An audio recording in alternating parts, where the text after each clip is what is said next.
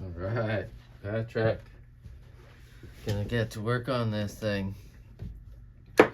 So, I've removed your dropping resistor here that we'll be putting back in once the can cap is replaced. This is gonna involve heating up the big iron, actually. So let me grab that.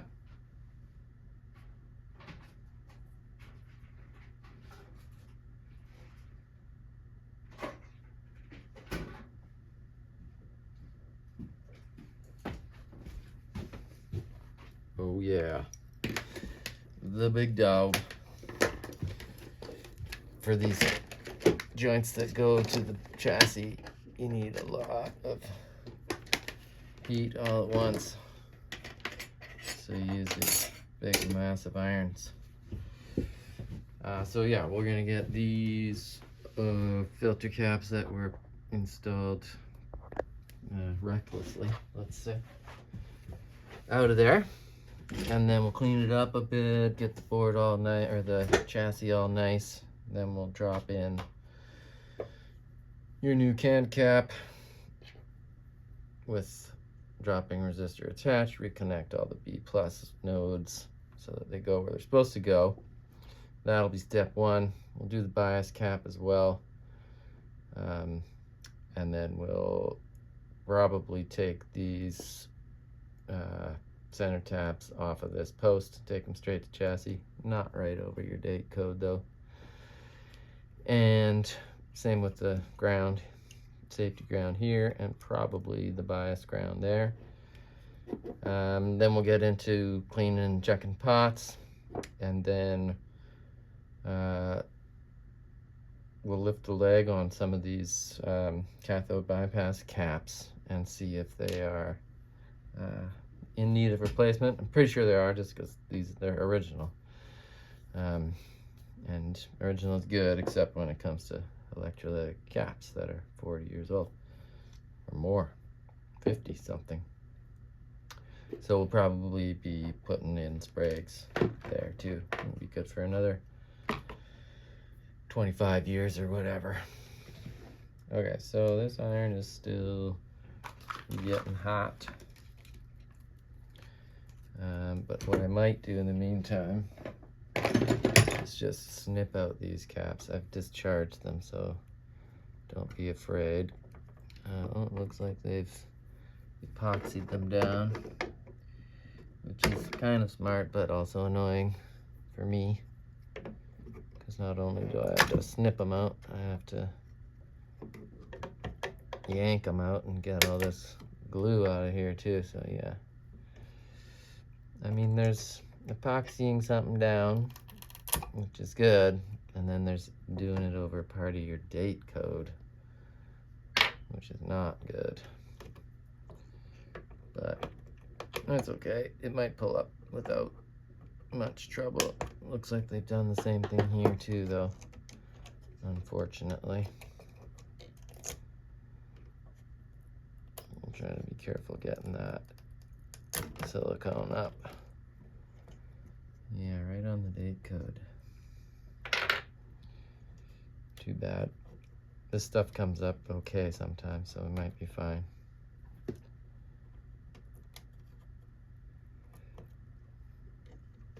There's a little bit on the little pass-through grommet here too, which is not great.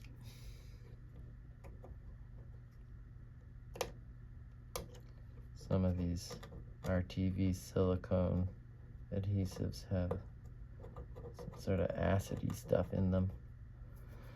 Hopefully this one didn't.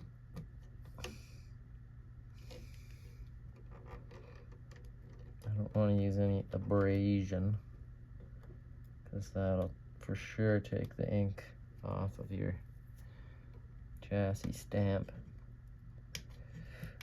But so far it looks like we might get away with it.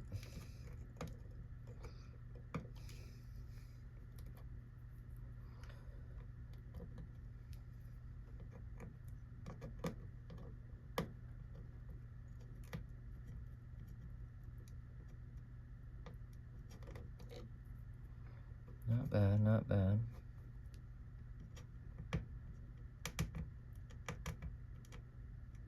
Getting down to the crusty stuff now, though. Okay, I just pulled up a piece that was over some ink, and it looks like it comes up mostly without the ink. So that's good. This 4 is a little faded, but that's, I don't think, because of the epoxy. Anyway, not the end of the world if your chassis stamps are a little bit faded. Okay. I'm gonna say that that's cool. I mean, not done cool, but not super destructive. And this end, similarly, it looks like it's coming up without taking any ink with it.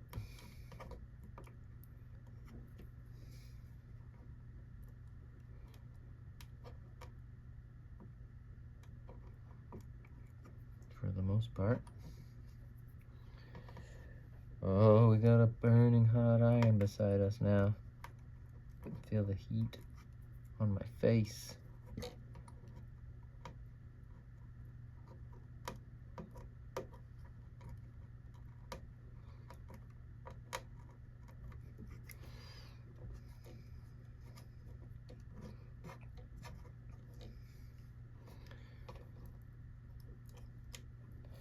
So yeah, I'd just like to get the bulk of this glue off of here before we start throwing big heat into the steel here. Big heat.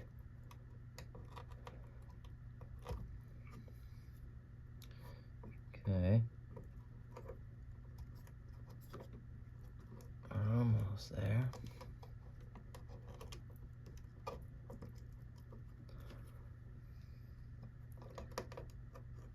And we're, for the most part, winning the battle with the ink.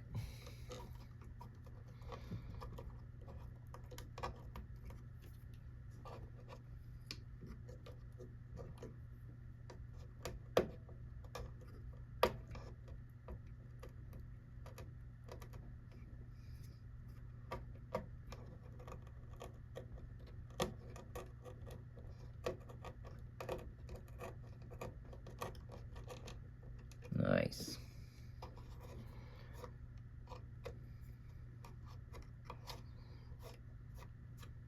Okay.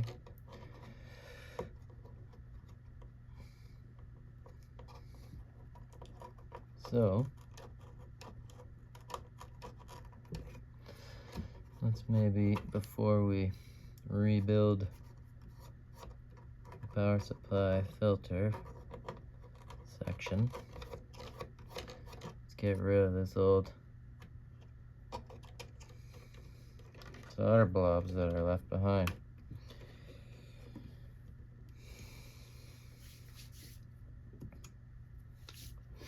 And I don't think they're coming up with the small iron. But we could give it a shot first, at least to get these leads out.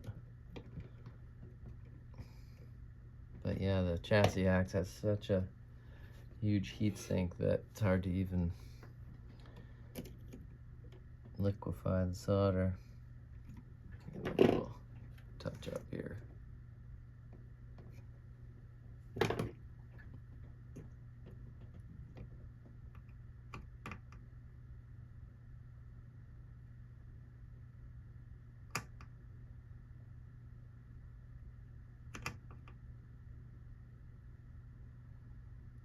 Yeah, no match for the infinite heat sink of the chassis. Okay, well, let's get this big iron going. Hold your breath. Tin this thing up a bit.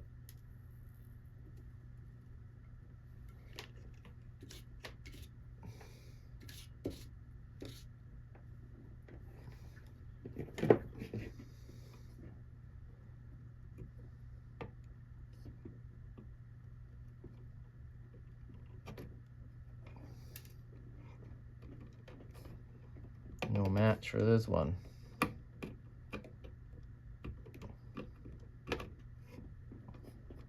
You know what's funny is this is still sticky.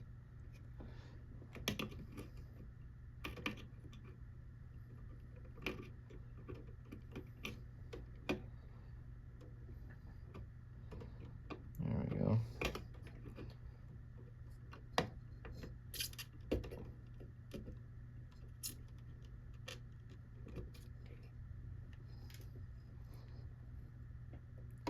One more lead hiding back here. It's awfully close to that pot. Got him. Okay.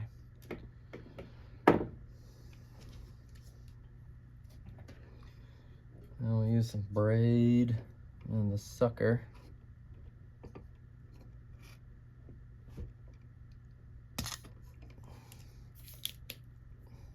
Clean it up.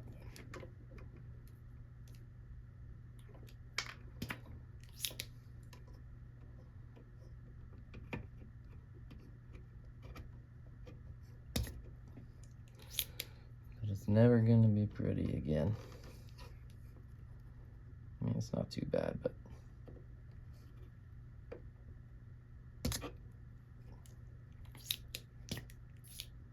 that was a nice one. Too nice.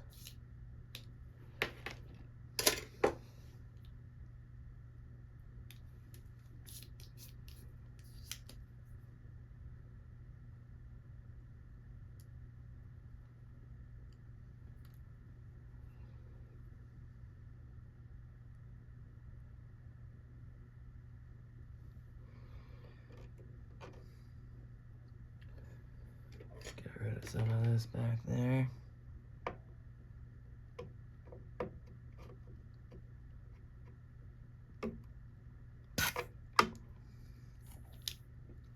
Oh yeah, look at that. Beautiful.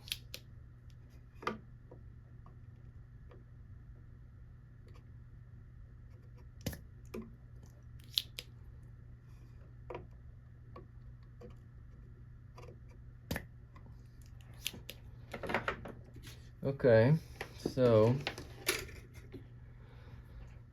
we've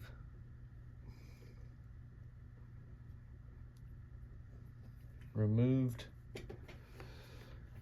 the old joints to some degree.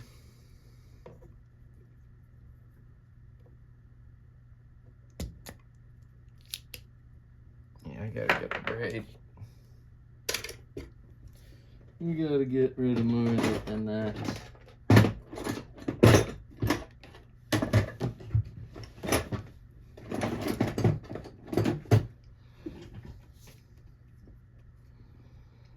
It's a thicker braid for this.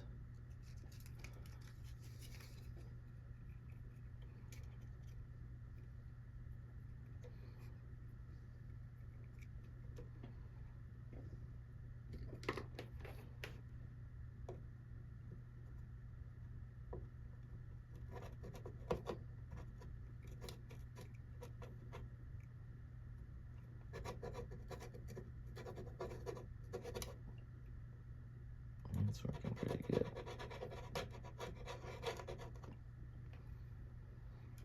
Nice. Tuck these away. Don't singe anything. And this side is just flux. Solder's gone from that one. Braid's working good now that the bulk of it's been sucked up with the sucker. Let's do a little more braid work on those other old joints.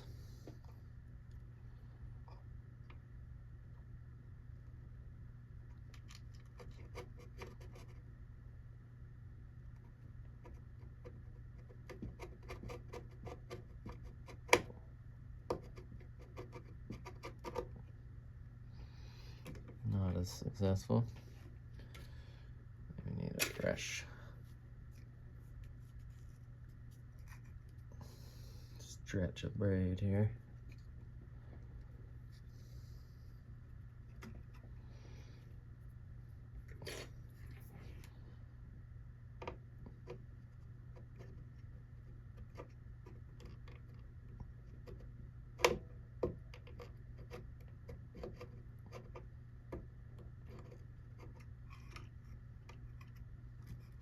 stubborn.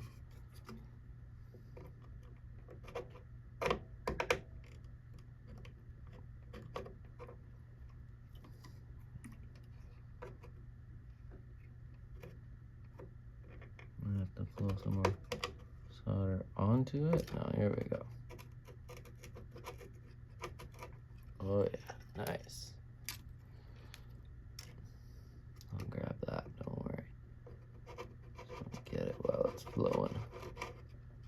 Nice.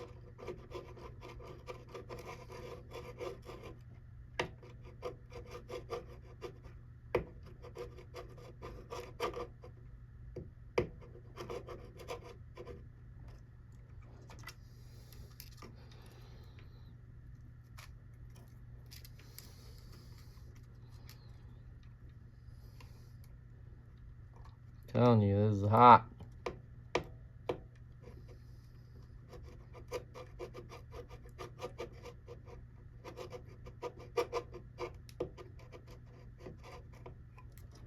Okay.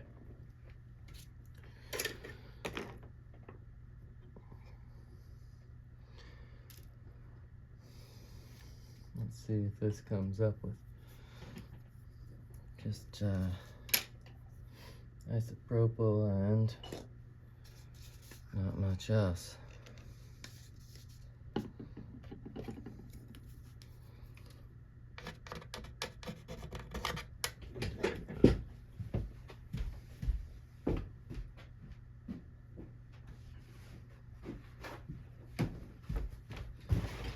Wick it away from that stamp there.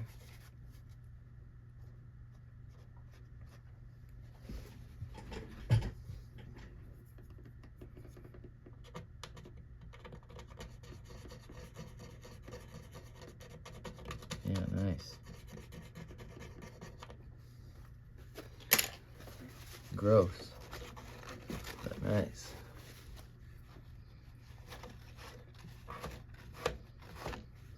Yeah, we're making a nice clean landing spot for our new ground tabs. That's the whole point of this. It's like such an important connection. Just can't mess around.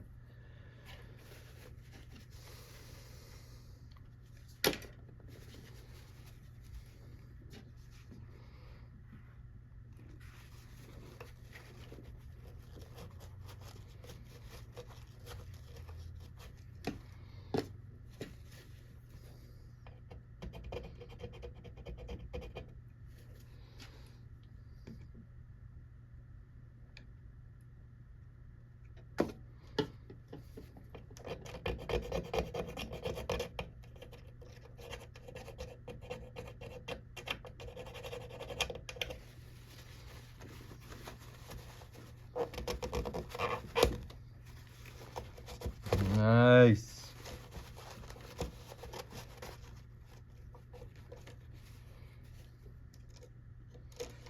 So let's look at these resistors while we're right here. No cracks or anything. We'll measure them up in a sec. Okay. That's a pretty good landing pad. Maybe just get rid of a little bit more of that nasty stuff over here.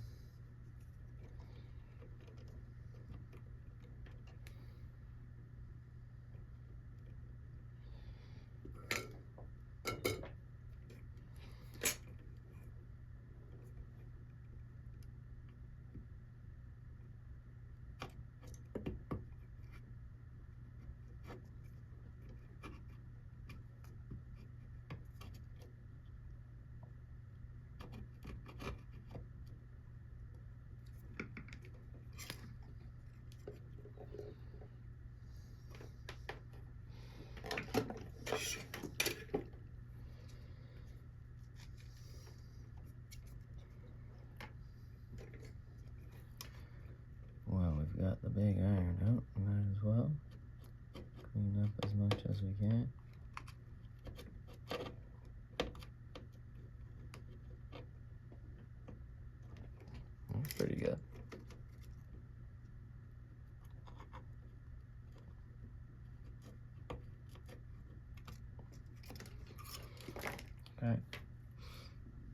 get that a little better later, but I think it gives me enough room to work.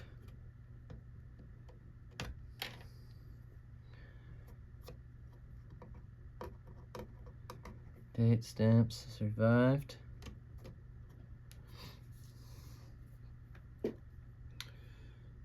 And yeah, let's get this can in here.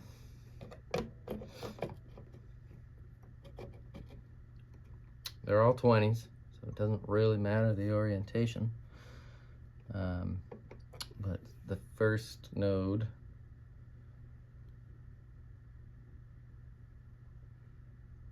is that circle there, but they do it different anyway, so it doesn't matter. So we'll go here.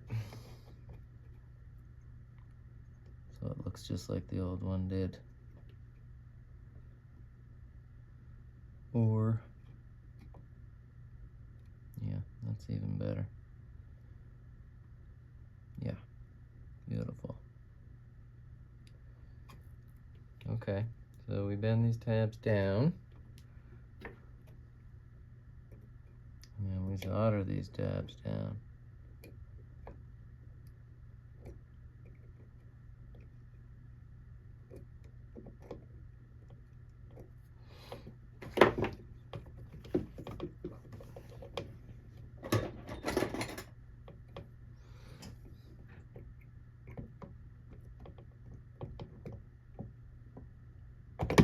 I really want a nice tight fit here, so I'm supporting it very heavily from the bottom.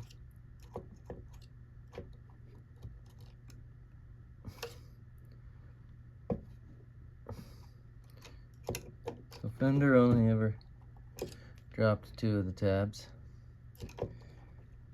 but we might as well drop off 4 just for stability.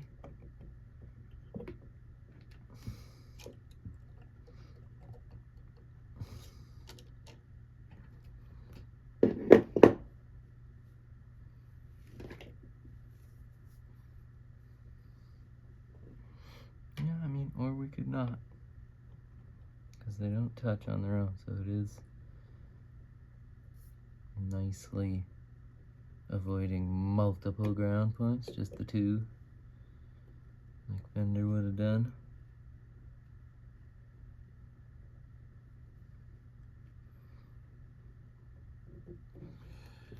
Alright, let's get that on there.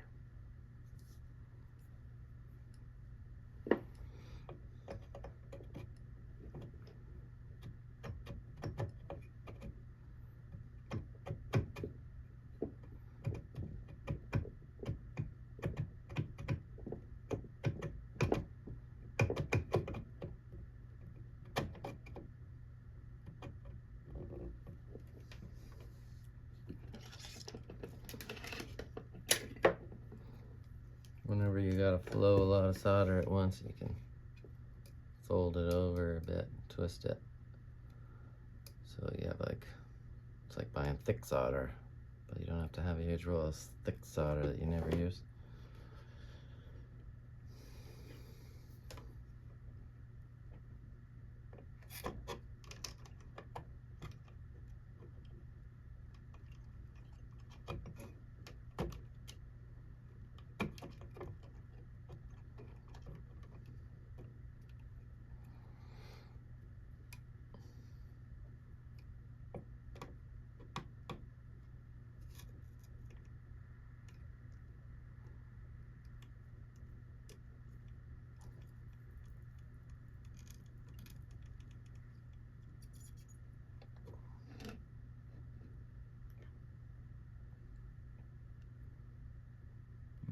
On there.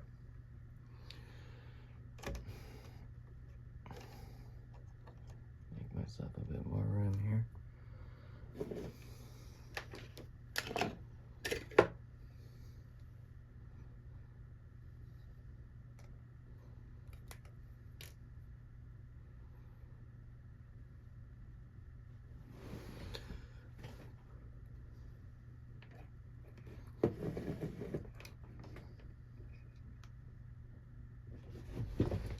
Stand up for this one.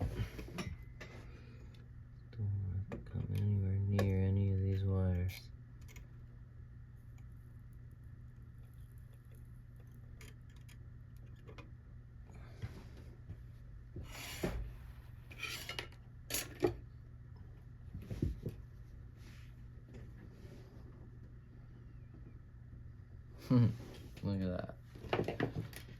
Left a nice chunk of solder in there.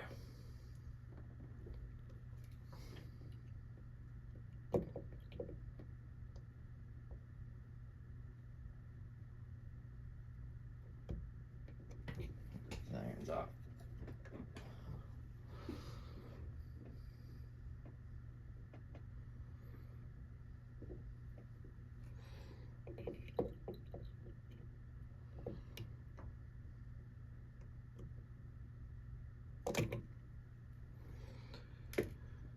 Alright, well, I would say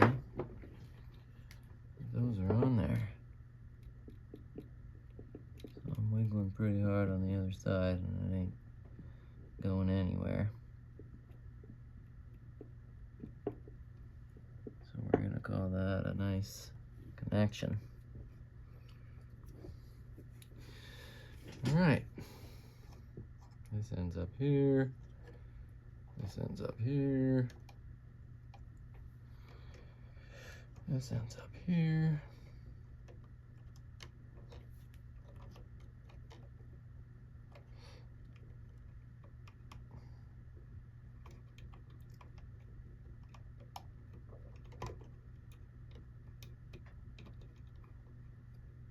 Buddy left us just enough slack there, didn't he?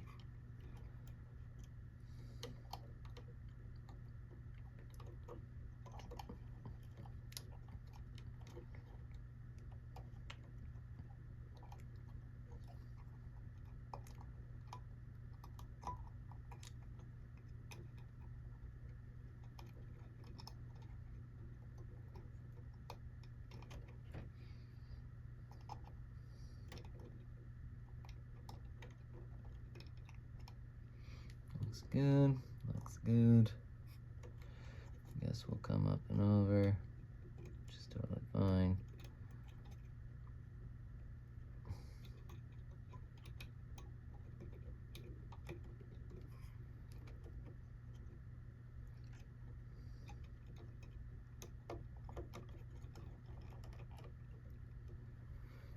Alright, nice to have a millimeter more there. Let's see if we got it.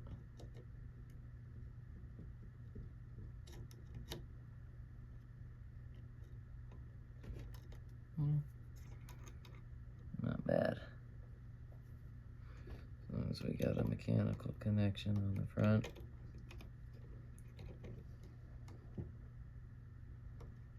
Yep. Not going anywhere.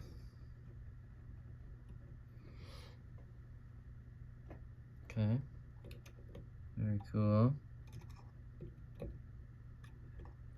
Put our droppers back in.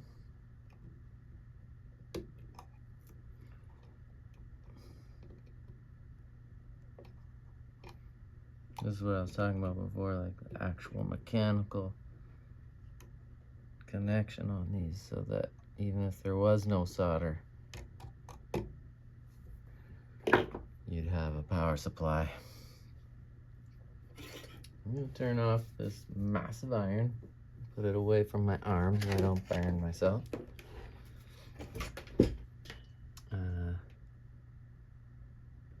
I'll have to heat it up again to do the safety grounds. I think we should get power supply done first.